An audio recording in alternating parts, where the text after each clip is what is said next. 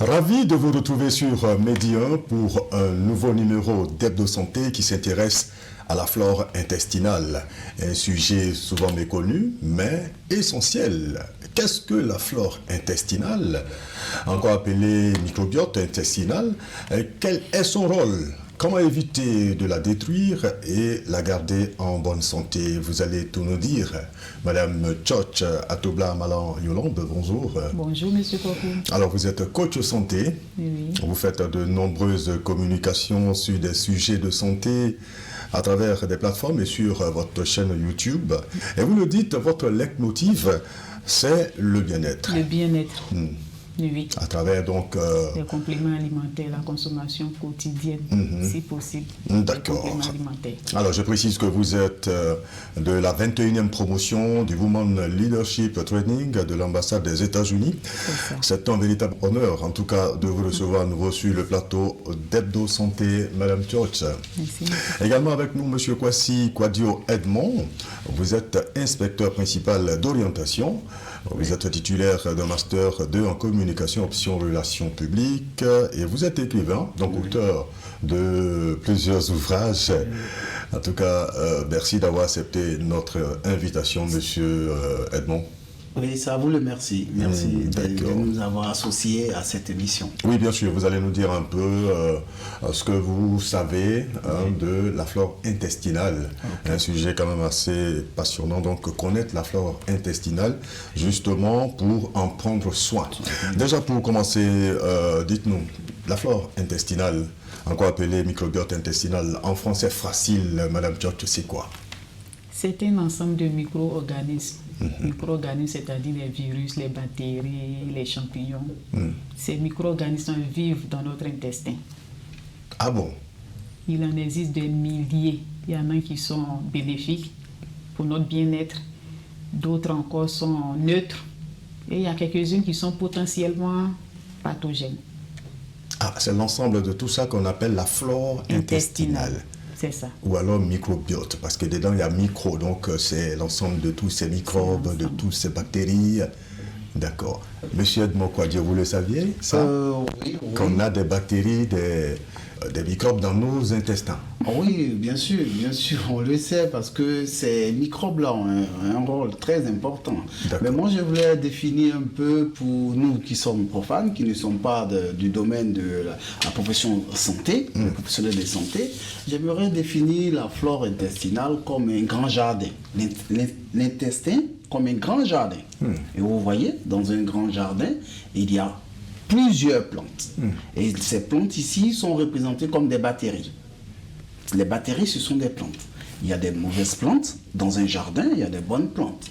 Et ces bonnes plantes que nous avons dans notre organisme, qui est dans notre intestin, sont représentées comme ces bactéries qui ont un rôle très important pour nous permettre de combattre certaines maladies et aussi de nous protéger dans notre santé.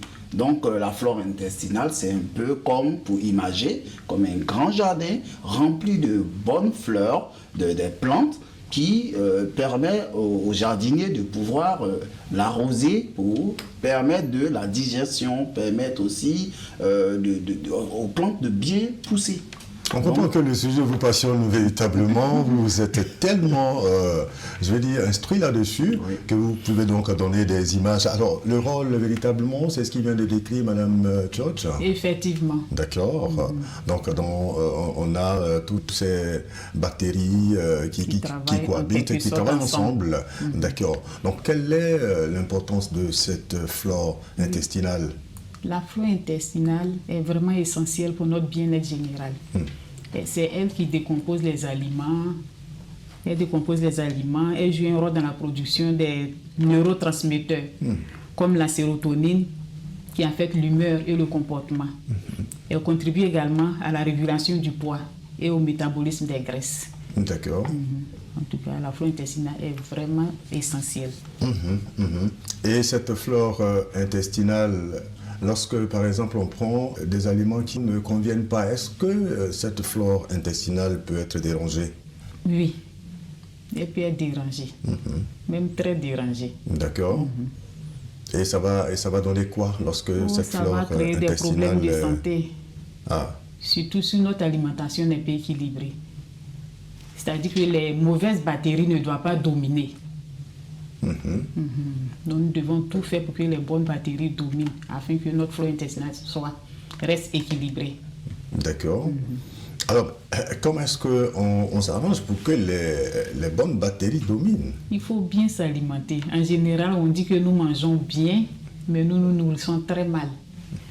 Parce que nos aliments ne sont plus naturels comme avant. Nous utilisons des engrais, des pesticides, donc vraiment ça altère les aliments.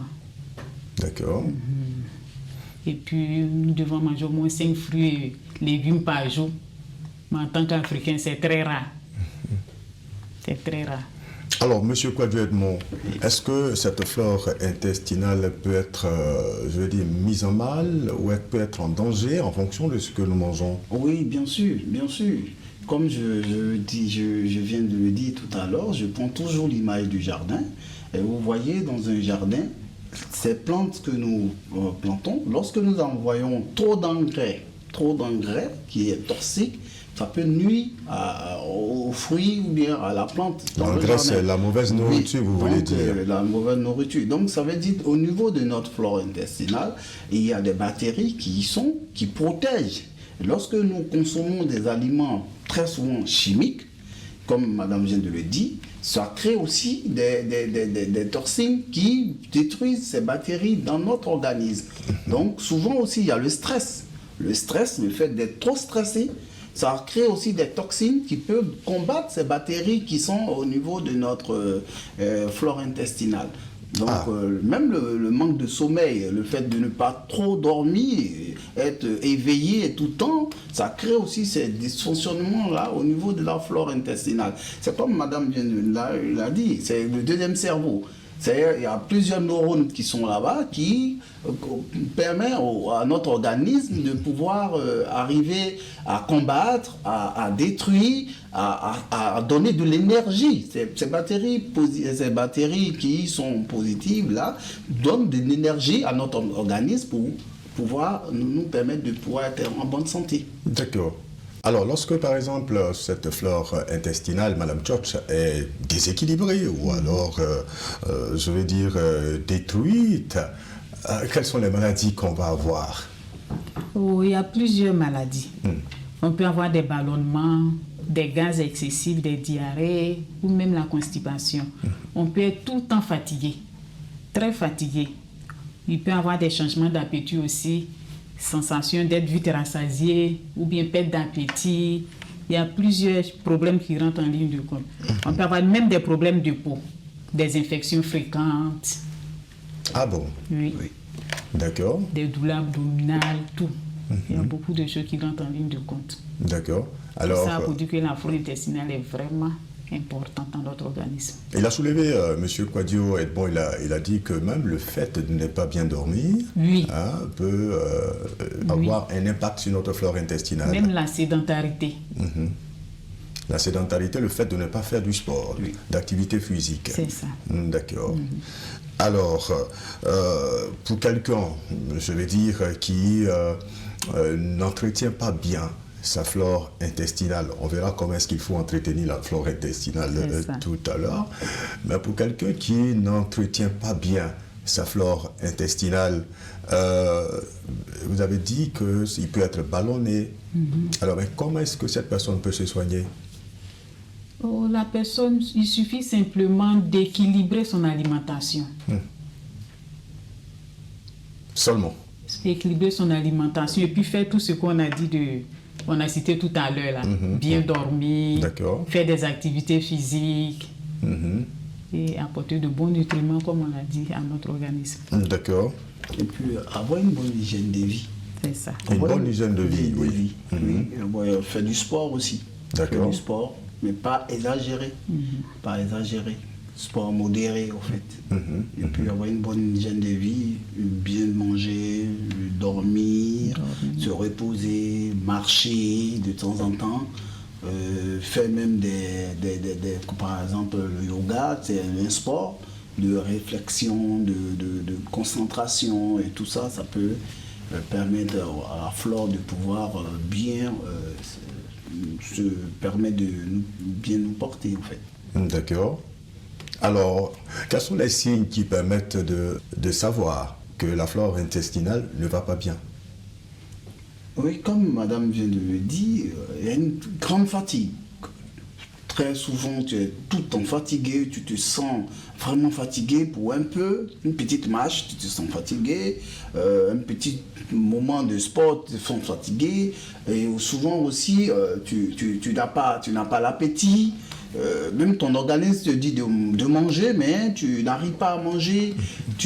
Donc tous ces symptômes-là, tu dois déjà savoir qu'il y a quelque chose qui ne fonctionne pas bien.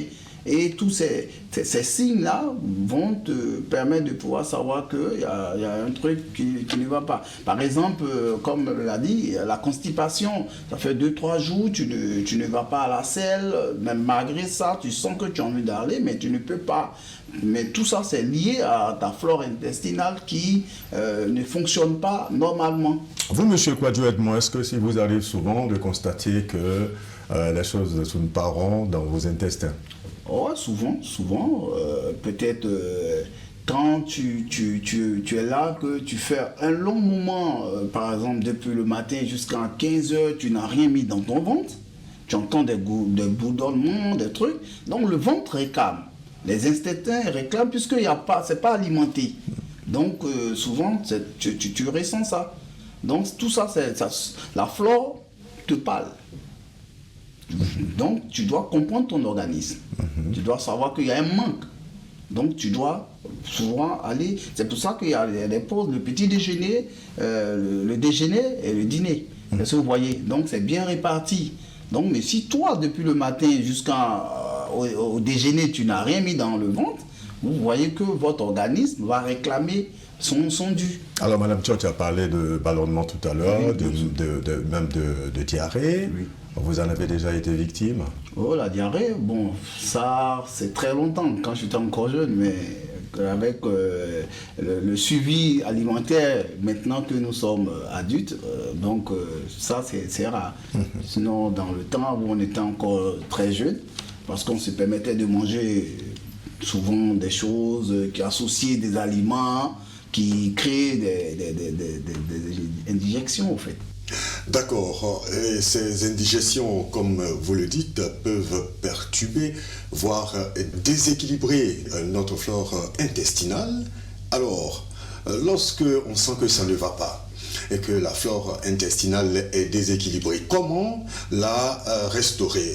Je vais vous laisser répondre tout à l'heure, monsieur Dame, mais avant, je voudrais qu'on voit l'expérience de quelques personnes sur la question que notre reporter Wilfred Béagnin a interrogé. Parlant de maladie intestinale, ce n'est pas comme le paludisme où on connaît déjà les symptômes. Et donc, quand on a une maladie qui est liée aux intestins, ça ne peut être détecté que par des personnes ou bien à l'issue de certains examens. La santé intestinale et tout ça, c'est les trucs qu'on a parlé de ça à l'école. Après les cours et tout, dans la vie active, je fais personnellement attention parce que dès que je prends quelque chose de sucré, je sens des douleurs au niveau du ventre. Donc, je fais attention à tout ce qui est sucré. Je pense que c'est bien se nourrir sainement. Parce que plus on se nourrit mal, on a du mal à faire évacuer tout ce qu'on a à l'intérieur de nous, au niveau du ventre. Voilà. Et aussi au niveau de comment manger, les heures auxquelles on mange. C'est ce qui nous permet de mieux se sentir au niveau de l'intestin et aussi au niveau de la digestion. Voilà, pouvoir digérer après et bien se sentir. Lorsque je consommais l'igname, ça me créait des problèmes de ventre. Chaque fois que je consommais l'igname, je allais aux toilettes. Lorsque je commençais à prendre des médicaments, maintenant ça va. Puis aussi, il y a certains aliments, lorsque je mange, je sens que ça ne va pas au niveau de mon ventre. Tel que, il y a des fruits auxquels je mange qui me créent des problèmes de ventre. Un jour, je suis allé, même l'année passée, aller voir un médecin. Il m'a dit que c'était une infection, qu'il y avait eu une infection. Moi, c'est le riz. Le riz, en tout cas. Quand je mange le riz, parce que je ne suis pas trop habituée à manger le riz. C'est sérieusement dit. Quand je suis à Nice, chez nous, là, c'est foutu. Donc, quand je mange le riz, souvent, même tardivement, là, j'ai mal au ventre. Ça donne des douleurs au ventre. En fait, on n'est pas, comment on appelle, on n'est pas à l'aise. Il y a des fourmillements, tu entends, il y a des bourdonnements aussi. Pour répondre à la question qui a trait à ce que je mange, moi personnellement, où j'ai souvent eu des symptômes, des picotements, je vais dire l'alimentation habituelle. Il y a des fois où des combinaisons qui ne sont pas vraiment, je vais dire, conseillées. Lorsqu'on fait, on sent quand même qu'il y a le ventre qui bouge. Je prends un exemple simple. Une sauce qui est en décomposition, lorsqu'on la consomme, on a parfois ces signes-là. Mais intérieurement, comment est-ce qu'on peut savoir l'organe qui est atteint? Mais on sait que c'est les intestins en réalité qui reçoivent quelquefois ce qu'on mange. Mais voilà, tout simplement, ce que je peux dire, c'est de pouvoir contrôler son alimentation pour ne pas être exposé aux maladies intestinales. Voilà. Manger lourd et manger tard. Voilà, déjà, quand tu manges tard, à une certaine heure, l'estomac il a du mal à pouvoir accumuler tout ce qu'on a au niveau du ventre. Et quand tu manges lourd à une certaine heure, il est difficile pour toi de pouvoir digérer facilement. Donc, savoir manger, savoir associer certains aliments, ça permet de pouvoir faciliter la digestion. Mais quand on s'alimente mal, quand on associe différents aliments qui sont mal composés, du coup, on a du mal à facilement digérer correctement. Voilà, chacun a décrit comment est-ce qu'il ressent le déséquilibre au niveau de sa flore intestinale et les solutions pour y remédier. Vous allez tout nous dire, vous qui êtes coach santé, Madame Tchotch, comment restaurer la flore intestinale lorsqu'elle est déséquilibrée? D'abord, comme M. Kwasi l'a dit, nous devons écouter notre corps. Parce que le corps nous envoie toujours des signaux. Si nous apprenons à écouter notre corps, nous pourrons équilibrer notre flore intestinale. Alors, en quoi faisons? On a écouté le corps. On sent que le corps nous envoie Par exemple, des je sais signaux. que si je mange à 22 heures, je ne digère pas. Donc, je cherche à manger avant 22 heures. D'accord. C'est tellement simple. D'accord. C'est des petits trucs comme ça. Il faut changer respecter donc nos habitudes. Nos habitudes. D'accord. Et qu'est-ce qu'il faut privilégier dans notre alimentation? Dans notre alimentation, il faut privilégier les fruits et légumes.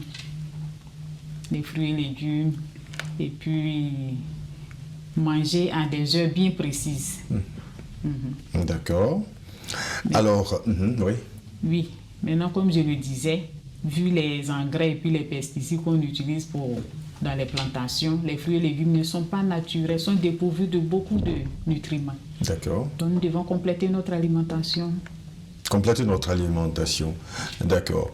Et vous, en matière d'habitude alimentaire, qu'est-ce que vous mangez très souvent? Bon, en tant qu'un bon Nakan, moi je mange du foutou banane, foutou ignon, tranquillement. D'accord. Est-ce qu'il n'y a pas un type d'aliment déconseillé, par exemple, pour ne pas détruire sa flore intestinale? Si. Il y a, comme madame vient de le dire, ces aliments qui sont préfabriqués, au fait. Tu utilises des trucs chimiques pour pouvoir mélanger avec naturel pour la consommation. Donc c'est pour ça, il faut éviter ce genre d'aliments au fait. Il y a les préfabriqués, mais il y a également le fait, je veux dire, dans nos cultures, on a ce que chaque peuple préfère. Alors est-ce qu'il y a des nourritures qui sont peut-être pas trop indiquées pour notre microbiote intestinal? Bon. Moi, je ne peux pas dire exactement quel type de nourriture, mais ce que je peux dire, c'est de ne pas faire en excès. Un excès, d'accord. Toutes sortes de nourriture Bien en sûr. excès. Parce que très souvent, on le dit, l'excès nuit. Tout à Même fait. si tu manges ton foutu banane, mais que tu as 3, 4 paires, 3 seuls, vous voyez que c'est de l'excès. Et quand ça vient au niveau de la flore intestinale, ça peut te créer des problèmes. D'accord. Toute nourriture, il ne faut pas excéder. Même la boisson, même l'alcool, tout ça, il ne faut pas excéder. parce que ça va créer, ça va faire provoquer des séquelles au niveau de la flore intestinale. C'est l'excès dans tout, en fait. Il ne faut pas excéder dans tout, que ce soit la nourriture, que ce soit la boisson et tout, il ne faut pas excéder. Alors, lorsqu'on constate, vous avez donné des signes tout à l'heure, Madame George, lorsqu'on a des ballonnements ou alors lorsqu'on sent que quelque chose ne va pas dans nos intestins, faut-il chercher soi-même à les corriger ou il faut aller voir un médecin? On peut aller voir un médecin. Dans le cas contraire, on peut chercher à les corriger. D'accord. En écoutant simplement son corps. En écoutant son corps. Mais est-ce qu'il ne faudrait pas se rassurer? Oui, pour se rassurer, on peut aller voir un médecin. Et il est conseillé même d'aller voir un médecin. D'accord. Et lorsque, par exemple, le médecin confirme qu'il y a quelque chose qui ne va pas, là, à ce moment, on peut mettre en route un traitement et qu'il soit médicamenteux ou qu'il obéisse à une hygiène alimentaire. Effectivement. Parce que dans le temps, moi, j'avais eu un problème. Il fut un moment où j'avais des furons tout le temps. Des furons tout le temps? Oui. Je suis partie voir le médecin. Il m'a dit de voir de mon alimentation. Au départ, je ne comprenais pas. Il dit, hey, l'alimentation a quoi à voir avec les furons? Effectivement, il y a un aliment qui occasionnait ça. Et quand j'ai arrêté d'en manger, 3 mois, je n'ai pas eu de furons. Après, pour vérifier, j'ai repris exprès. Quand j'ai repris, les furons sont sortis. Ah, d'accord. Vous avez recommencé à manger ce même aliment pour voir si c'était vraiment la cause. Ce qui causait les furons. Effectivement, c'était ça. Donc maintenant, je n'en mange plus et je suis tranquille. D'accord. Alors, donc, on va terminer par les conseils et recommandations pour garder sa flore intestinale en bonne santé. Alors, quelles sont les leçons apprises, Monsieur Kwadio Edmond, en matière donc de flore intestinale? Quelles sont les leçons apprises? Vous, en tant que citoyen lambda, vous avez donc fait l'expérience, vous vous intéressez donc à ce sujet. L'expérience apprises, c'est que pour pouvoir avoir une bonne santé, il faut avoir un équilibre.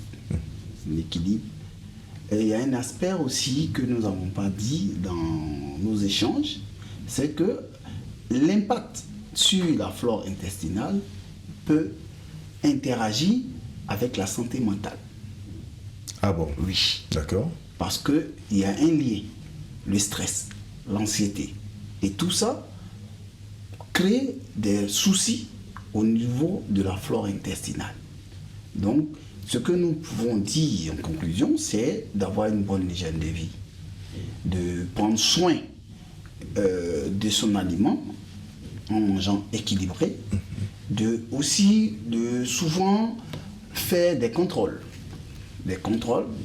pour pouvoir comprendre son organisme. Donc ces aspects-là, nous devons mettre en pratique pour ne pas détruire notre flore intestinale. D'accord. Merci infiniment donc pour ces conseils et recommandations, Madame George. Alors, quels conseils, quelles recommandations pour garder, je vais dire prendre soin de sa flore intestinale et la garder en bonne santé? Oui, premièrement, comme on l'a déjà dit, nous devons écouter notre corps, écouter les signaux de notre corps. D'accord. Et essayer de manger équilibré en apportant des aliments riches, les probiotiques et les prébiotiques dans notre alimentation quotidienne. D'accord. Et combien de repas vous préconisez?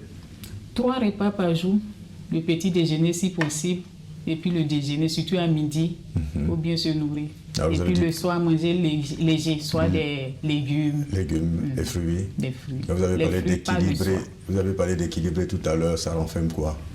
Quand vous dites équilibrer, c'est quoi? Apporter des fibres à notre organisme, à notre flore intestinale, des probiotiques et des prébiotiques. D'accord. Pour équilibrer la flore intestinale. D'accord. On a donc pris très bonne note. En tout cas, on essaiera de faire un effort. Donc, comprenons que la flore intestinale, c'est quelque chose de très important pour chaque être humain et on devrait donc en prendre soin. Mais il faut connaître la flore intestinale, il faut savoir que ce sont donc des micro-organismes qui se trouvent dans notre intestin et qui font... Et c'est comme ça que ça fonctionne. Hein. Voilà, la nature a voulu que ce soit comme ça. On ne peut pas les combattre. Non. Parce que ces micro-organismes ont leur rôle. Dans le fonctionnement normal d'un être humain. Veiller à ce que les mauvaises bactéries ne dominent pas. Ah bon? Veiller à ce que les mauvaises bactéries ne dominent pas les bonnes. Ah bon? Parce que si c'est le cas, on sera malade. Et lorsque la flore intestinale ne va pas bien se porter. Lorsque c'est équilibré, il n'y a pas de souci. On se porte bien. On se porte très bien. D'accord. Et lorsque les bonnes bactéries dépassent les mauvaises, tant mieux. On va super bien. Oui. D'accord, en tout cas, merci à vous, Madame Church Atobla, Amala Yolande. Je rappelle que vous êtes coach santé et on peut vous suivre donc sur vos communications santé sur votre chaîne YouTube Yolande Church. C'est bien ça. C'est bien ça. Et également, merci à vous, Monsieur Kwasi Kwadio Edmond. Je rappelle que vous êtes inspecteur principal d'orientation, communicateur en relations publiques et écrivain. Merci en tout cas d'avoir été là et pour toutes ces informations et ces conseils de santé. C'est tout pour aujourd'hui. Fares Sakura, Arnaud Dosso et Jean-Marc Grancé étaient à la réalisation. Merci à vous de l'avoir suivi. Prenez soin de votre santé, surtout de votre flore intestinale. Et à très bientôt, toujours sur Média.